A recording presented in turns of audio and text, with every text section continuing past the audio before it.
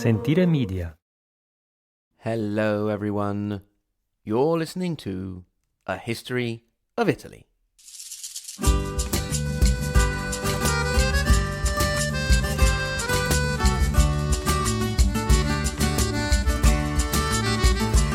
Episode 110, Cola fizzes and goes flat, 1347 to 1353.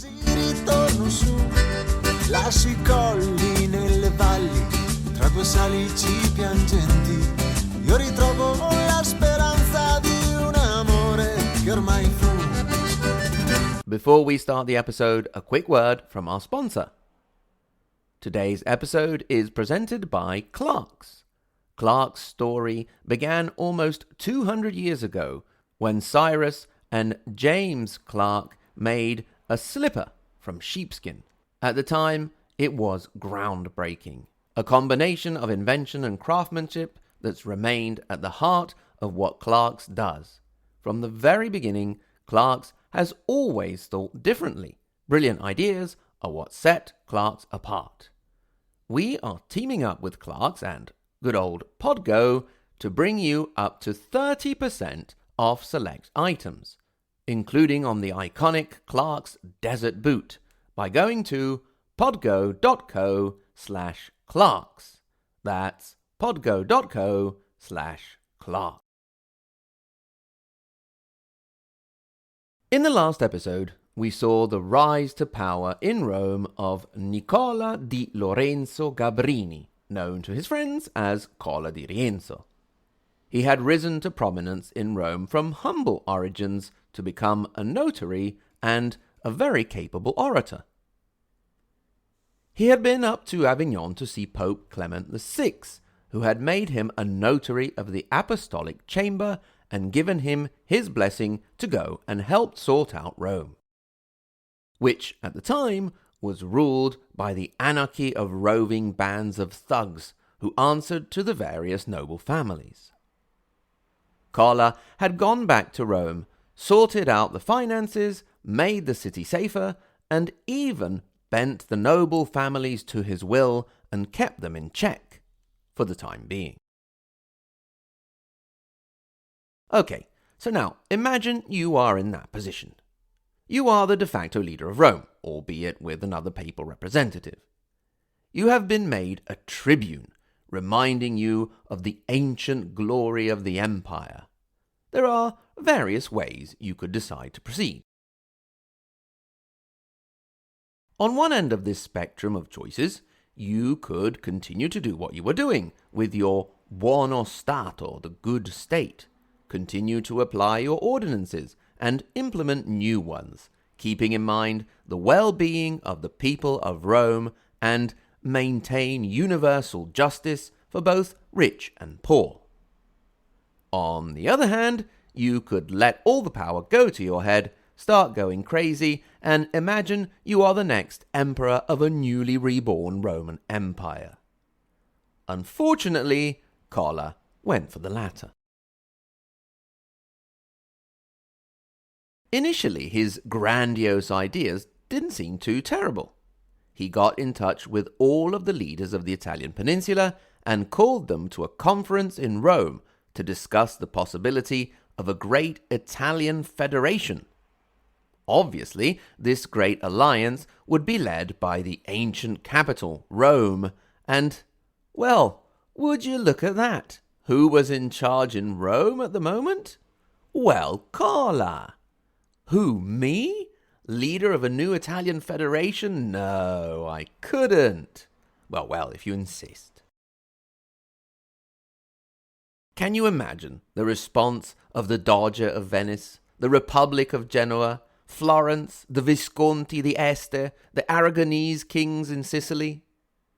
Would they all come along hand in hand, skipping and singing to submit to their great leader Cola di Rienzo? Of course they wouldn't. Interestingly, the Kingdom of Naples did, although they didn't actually come skipping and singing as far as I know. But put a pin in that for the moment, for it will take us to the next episode. Back to Cola. He didn't let the lack of enthusiasm from the Italian leaders get him down. After all, he now knew he was destined for greatness. Indeed, it was at this time that he started to claim that he was no other than the illegitimate son of Holy Roman Emperor Henry VII. The emperor had been camped outside of the walls of Rome back in 1313 and had snuck into the city for a little hanky-panky with none other than Cola's good old mum. At least, that was what Cola claimed. At this point, Cola had himself knighted, which got people mumbling under their breaths, and then he went on to knight friends and family members, including his son. His very big no-no was for his ceremony when he bathed in the basin of Emperor Constantine in the Lateran Palace. This was supposed to have been the basin in which the great emperor had bathed and been cured of leprosy, helping his conversion to Christianity on its way.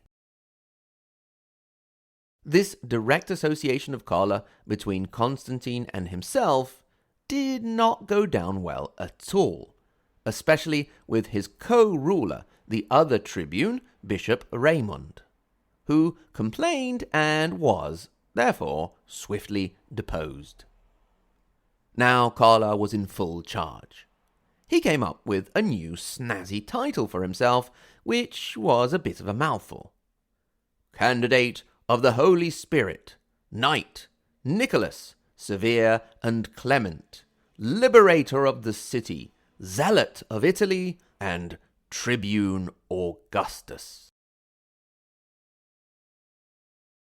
It was the Augustus bit that sort of bugged people, and when he took to calling his wife Livia, although that wasn't actually her name, the reference could not be clearer.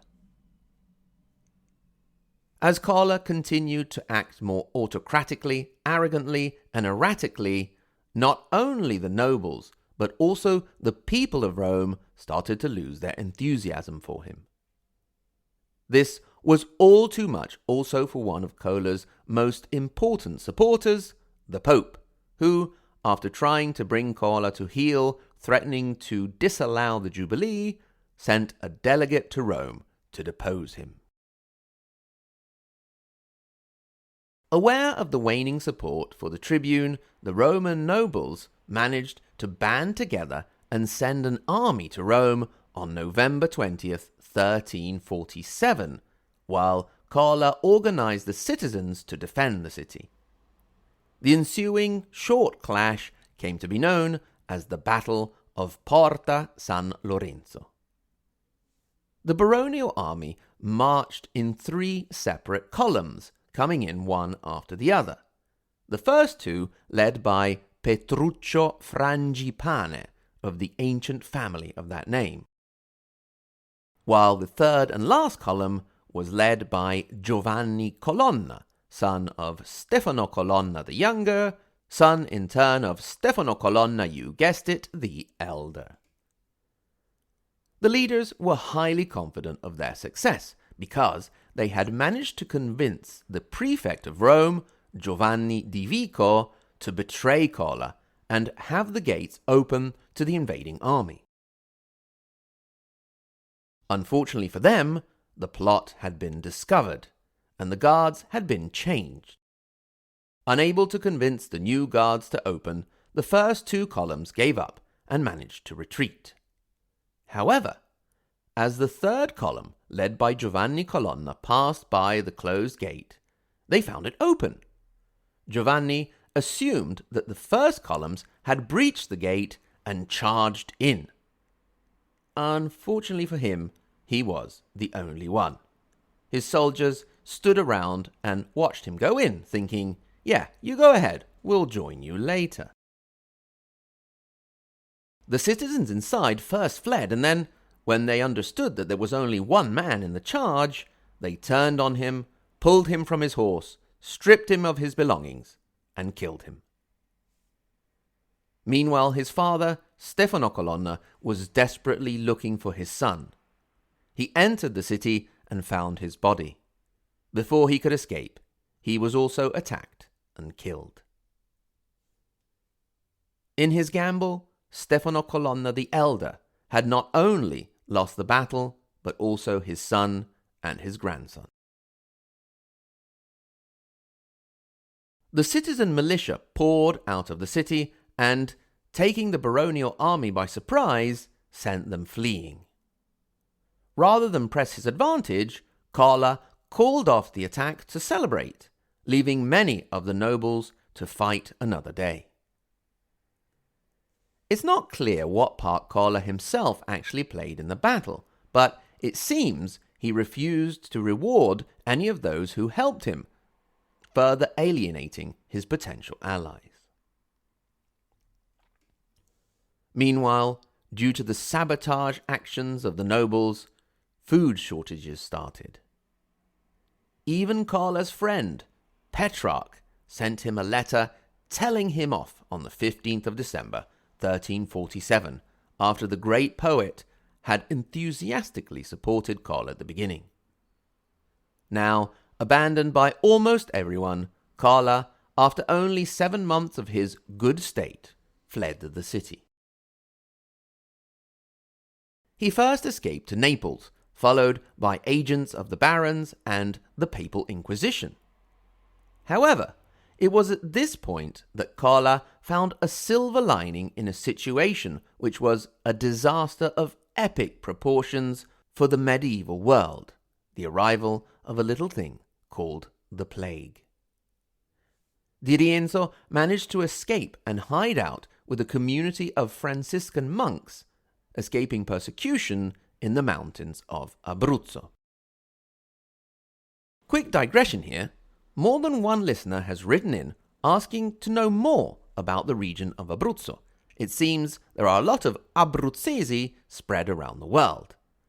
So, since I'm always open to my lovely listeners' requests, we will be doing an interview with an original Abruzzese and historian, Marco Capelli of Storia d'Italia. It won't be for a while, but things are in motion. Anyway, back to Cola di Rienzo. After a couple of years in hiding, he made his way up to Prague, to the court of Charles IV, King of Bohemia. Cola must have been able to muster some of his old charisma and managed to charm Charles, but in the end, he was handed over to the Pope. Things, however, did not go as badly as they could have. Cola was indeed a prisoner and put on trial, but his was a comfortable imprisonment, and he started to grow fat.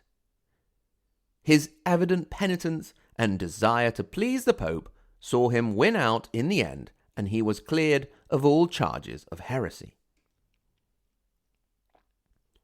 While Cola was in Avignon, stuffing his face, Pope Clement VI died and was replaced by Pope Innocent VI. Meanwhile, back in Rome, things descended into chaos again, as once more roving bands at the hire of the nobles took over. Another revolution was attempted under a man named Giovanni Cerroni. Nothing came of it. In early 1353, the nobles once more actually got together, and Bertoldo Orsini and Stefaniello Colonna tried to set up a two-man rule, which ended very quickly when Orsini was stoned to death. The families attempted with other relatives, but the whole thing came crashing down in September 1353, when one of Cola's followers, a man by the name of Francesco Baroncelli, also tried to copy his mentor's revolution and took power. The new Pope, Innocent VI, followed the events with increasing worry. He looked around for a solution. Wouldn't you know it, with food in his mouth and his nose in a book, was a man who had saved Rome once before, Cola di Rienzo Gabrini. So it was that in late 1353, Cola was sent back to Rome again to try and save the situation once more. He was acclaimed by the people on his arrival. However, where there had once been a young, handsome and energetic man, there was now an older, heavily overweight figure. The oratory skills were the same, though, and so the Romans, for the time, proved themselves to be better than a bit of body shaming and put their trust in him again. The previous leader of Rome, Baroncelli, was sent away, and Cola could get back down to business again. Now, you could be forgiven for thinking that at this point an older, wiser Cola could have learned his lesson, treaded the straight and narrow, and learned from his mistakes. That was not the case at all. He went right back to his despotic ways. The barons were not having any of it. Stefaniello Colonna very quickly rebelled. Then, when a known mercenary captain came to Rome trying to cash in on a considerable sum that Cola owed him, said captain was summarily executed. This was another strike against the returning leader in the eyes of the Roman people, as the captain had been a popular hero of theirs. Then, once again, with the nobles raiding the countryside, supplies started to become scarce. Supplies started to become scarce in the city, and even worse, Cola was running out of money to pay his mercenaries, the ones that kept him safe. He started to drink and appeared drunk in public, and had a Roman politician who spoke out against him summarily executed, and often arrested people seemingly just to take their wealth. On the morning of October 8th, 1354, Cola was roused from his bed to the sounds of an angry mob on the Capitoline Hill, who were calling for the death of the traitor Cola di Rienzo. He tried to do what he knew best and make an impassioned speech from the balcony, but he was met with a hail of rocks. The palace was set on fire, but he managed to escape using a rope of bedsheets. He was soon found and dragged to the spot where he had had other men executed recently. After a moment of silence in which he and the crowd stared each other down, he was attacked and stabbed so many times that his body was said to have looked like a sieve. Then he was dragged to Piazza Marcello and strung up. His second period of rule had lasted 70 days. His body was burned, albeit slowly, and his ashes cast into the Tiber. Despite his decline into despotism and his rather ignominious ending, Cola di Rienzo's legacy was quite kind to him. In time, he was remembered as a liberator from the oppression of the barons, and became an important symbol of the Italian unification during the Risorgimento in the 19th century. Richard Wagner dedicated his first successful opera, Rienzi, to the man in 1840, and Edward Bulwark Lytton published a novel based on his life. After the unification of Italy, a statue was dedicated to him, as well as a square and a road. Despite his very many shortcomings, history has been good to Nicola di Lorenzo Gabrini. We just need to resurrect him for one more thing. We mentioned that when Cola had consolidated his power over Rome, he had reached out to the other leaders on the Italian peninsula. The only significant answer came from the Kingdom of Naples. There was a succession dispute there after the death of King Robert of Naples, an Anjou, between another Angevin, King Louis I of Hungary, and Robert's teenage granddaughter, Joan. Cola had sided with Louis, but in the end, it was the teenage queen who won out, and whether you love her or hate her, Joan of Naples, as we'll see, was quite a woman.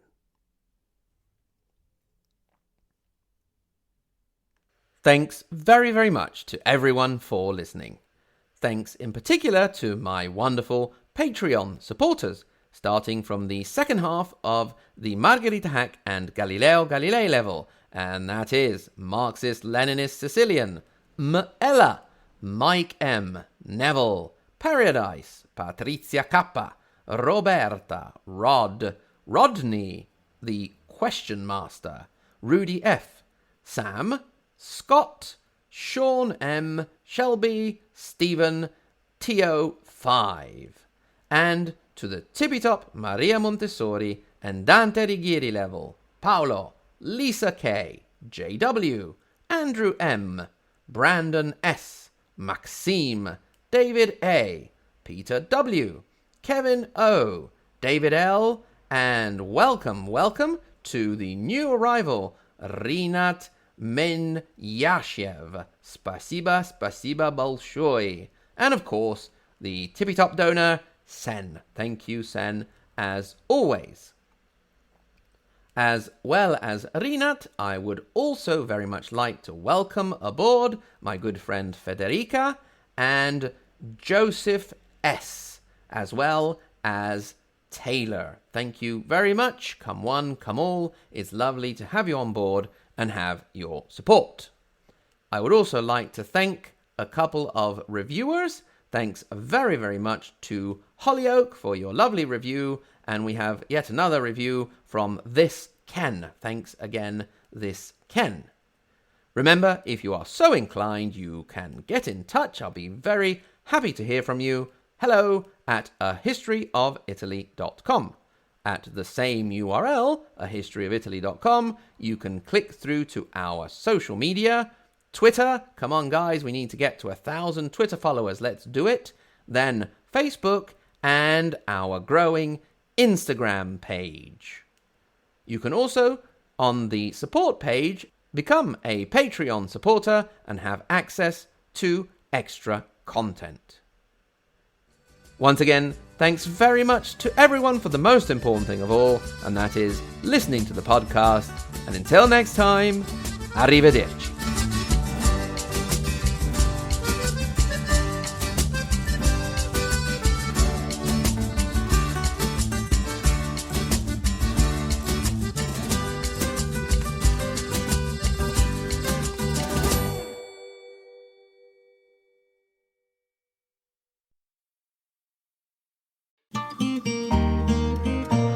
Sentire Media. Hey, podcast producers and show hosts. Do you want to join a podcast network that celebrates all things Italian? At Sentire Media, we understand the allure of Italy and its unique culture. Our devoted team of hosts and producers are all driven by their shared passion for Italy. And we work tirelessly to create the best lifestyle podcasts and content that will whisk you away to the very heart of Italy. With us, you can savor the mouth-watering flavors, get lost in the stories from the past, break down the cultural barriers, and truly immerse yourself in the vibrant traditions of this intoxicating country. If you have a great podcast idea or are already in production and would like to join Sentire Media, head over to sentiremedia.com, that's SENTIRE media.com, and find out how to submit your show.